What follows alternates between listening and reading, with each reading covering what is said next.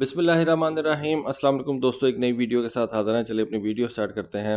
एक बड़ी अजीब सी खबर मेरी नज़रों के सामने से गुजरी, जिसमें पता ये चला कि सिर्फ 3 साल पुराने यूरोफाइटर टाइफून जहाज जो हैं वो इस वक्त फॉर सेल हैं। मतलब आप जब कोई सेकंड हैंड गाड़ी लेने जाएं तो आपको कार डीलर यही बताएगा कि जी ये देखें, ये बिल्कुल ब्रांड न्यू गाड़ी है, सिर्फ 3 साल चली हुई है, 25-30 हज़ार इसकी जो है वो माइलेज है, ये आपको इतने की मिल जाएगी। और उसकी कीमत जो होती है वो बिल्कुल आपको नई गाड़ी जितनी बताता है, उसकी इतनी तारीफें करेगा, कहेगा जी बिल्कुल नई है, देखें 3 साल ही चली हुई है, 20-25 हज़ार किलोमीटर इसकी जो है वो अभी माइलेज हुई है, तो आप इसको परचेज कर लें। बिल्कुल उसी तरह से ही अब ये जो कतरी एयरफोर्स है वो अपने 24 यूरोफाइटर टाइफून जहाज सेल कर रही है। इन यूरोफाइटर टाइफून्स की जो डिलीवरी है वो कतर को 2022 में शुरू हुई और कतरी इन यूरोफाइटर टाइफून्स को जो है वो अब सेल करने जा रहे हैं। देखिए, मैं पहले कई दफ़ा आपको जब भी मैंने कतर की एयरफोर्स पे बात की तो मैंने यही कहा कि मुझे कतर की एयरफोर्स की समझ नहीं आती। आपके पास F-15 है और लेटेस्ट F-15 है, उसके बाद आपके पास रफाल भी हैं, फिर यूरोफाइटर्स भी हैं, और पिछले दिनों हमने देखा जब इजरायली आए थे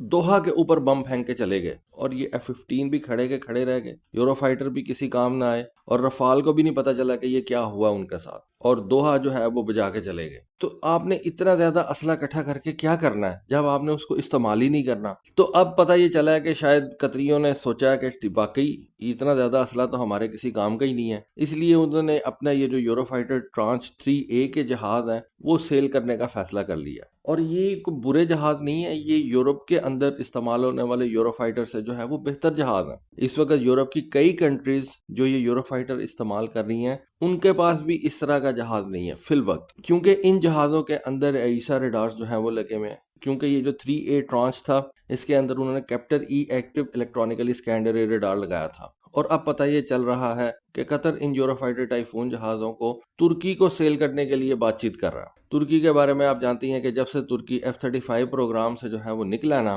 तुर्की संभल नहीं सका। तुर्की को इस वक्त एक नया जहाज चाहिए, क्योंकि जब तक उसका कान खुद से तैयार नहीं हो जाता, कान के लिए उसको कोई प्रॉपर और एक रिलायबल इंजन पार्टनर नहीं मिल जाता, तुर्की के पास जो है वो कोई नया फाइटर जेट नहीं आ रहा। अमेरिकन ने तुर्की को ये लारा लगाया हुआ कि हम आपको ब्लॉक 70 वाला F-16 दे देंगे। हो सकता है कि वो दे भी दें, क्योंकि उसकी बातचीत बताया जाता है कि काफ़ी एडवांस लेवल के ऊपर इस वक्त चल रही है। लेकिन F-16 के ब्लॉक 70 के साथ भी अब कह लें कि तुर्की का काम नहीं चलता। और दूसरी तरफ अगर देखा जाए, अगर अमेरिका वाकई ये ब्लॉक 70 वाला F-16 तुर्की को सेल कर रहा है तो फिर तुर्की इन यूरोफाइटर्स की तरफ क्यों देख रहा है, कतर से क्यों इन यूरोफाइटर्स की जो है वो बातचीत कर रहा है। इट मीन्स कि वहां पे भी कुछ जो है वो थोड़ी सी गड़बड़ चल रही है, और अमेरिका ये ब्लॉक 70 वाला F-16 भी तुर्की को देने के अंदर जो है वो रखने डाल रहा है। वो कुछ ज्यादा प्रॉब्लम जो है वो क्रिएट कर रहा है, ज्यादा डिमांड्स कर रहा होगा कि जी आप हमारे लिए ये करें, ये करें और ये करें। तो इस वजह से तुर्की भी एक ऑप्शन जो है वो दूसरी खुली रखना चाहता है कि अगर अमेरिका के साथ उसकी बातचीत नहीं कामयाब होती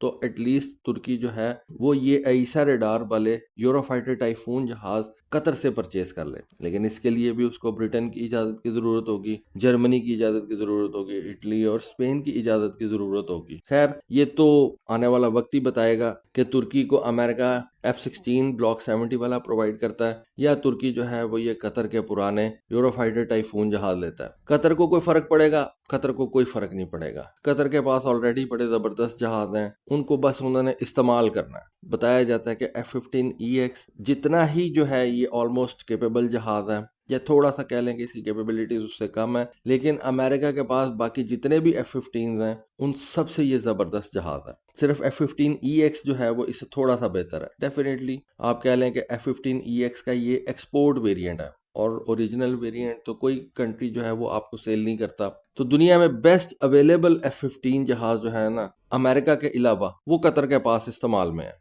फिर उसके बाद यूरोफाइटर्स हैं, हो सकता है वो तुर्की को दे दें। फिर रफाल्स हैं, रफाल्स भी जो हैं वो दुनिया के बेहतरीन जहाज़ों में से हैं। तो कतर के पास जहाज़ों की कमी नहीं है, सिर्फ उनको इस्तेमाल करने की जो विल है, जो रिजॉल्व है, उसकी कमी है। इस वक्त ये जो यूरोफाइटर टाइफून का ट्रांच 3A का जहाज है जो कतर इस्तेमाल कर रहा है, वो तुर्की के किसी भी F-16 से बेहतर जहाज है। लेकिन जो कतर के पास F-15QA जहाज हैं उनसे लेसर केपेबल है। और रफाल के साथ अगर आप उसका कंपैरिजन करें तो शायद आप कह सकते हैं कि उसकी अपनी स्ट्रेंथ्स हैं और रफाल की अपनी स्ट्रेंथ्स हैं। लेकिन रफाल बेहतर इस वजह से समझा जाता है क्योंकि ज़्यादा कंट्रीज जो हैं वो रफाल यूज़ कर रही हैं। क्योंकि जितनी भी कंट्रीज ने ये यूरोफाइटर टाइफून जहाज कंसिडर किया ना, उन्होंने अल्टीमेटली इसको परचेज नहीं किया और किसी दूसरे जहाज को परचेज कर लिया। जहां भी ये यूरोफाइटर टाइफून जहाज F-35 के सामने आया, उस कंपटीशन के अंदर या उस टेंडर में इसने जो है वो नाकामी देखी। साउथ कोरिया ने F-15 और यूरोफाइटर्स को कंपेयर किया, अल्टीमेटली साउथ कोरिया ने F-15 को चूज किया। फिनलैंड ने F-18 और यूरोफाइटर को compete किया,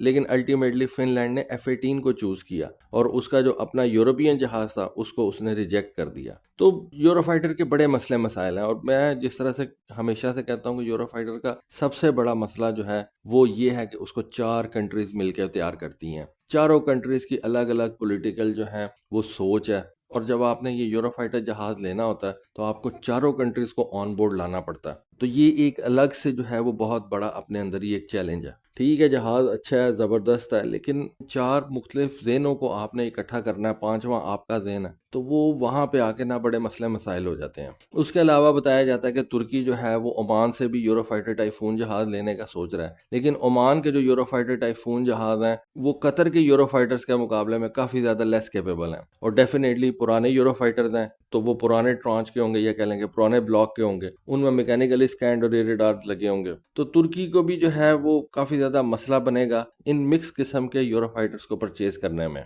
लेकिन ओमान के पास भी सिर्फ 12 की तादाद में ये यूरोफाइटर टाइफून जहाज हैं, और वैसे भी अगर देखा जाए तो ओमान की एयरफोर्स के पास या तो ये यूरोफाइटर्स हैं 12 की तादाद में, या उनके पास ये 23-24 F-16 हैं। तो अगर ओमान अपने यूरोफाइटर सेल कर देगा तो वो खुद क्या इस्तेमाल करेगा? तो वहाँ पे भी मुझे लगता है कि तुर्की को कोई खातर खा जो है वो सक्सेस नहीं होगी, और शायद तुर्की ओमान के ये जहाज परचेज ही ना करे। लेकिन सुनने में यही आ रहा है कि तुर्की और ओमान की भी बातचीत जो है वो चल रही है। तो बहरहाल ये एक छोटी सी खबर मेरी नज़रों के सामने से गुजरी थी कि तुर्की जो है वो इस वक्त कतर के यूरोफाइटर टाइफून जहाज़ों के अंदर इंटरेस्टेड है। बिल्कुल ब्रांड न्यू किस्म के ये जहाज़ हैं, सिर्फ 2-3 साल चले हुए, और कतर ने कितने के चला लिए उन्हें हैं। मतलब जब कतर को ज़रूरत पड़ी तब तो कतर ने इनको इस्तेमाल नहीं किया, तो वैसे ये बेचारे आइडल ही पड़े रहते होंगे वहाँ पे। तो तुर्की के लिए ये एक अच्छा प्रॉस्पेक्ट है, वो अच्छा जो है वो चांस है, क्योंकि तुर्की अगर इनको सस्ता परचेज करने में कामयाब हो जाता है कतर से, तो तुर्की के लिए ये विन विन सिचुएशन होगी। तो बहरहाल ये एक छोटी सी इन्फॉर्मेशन थी,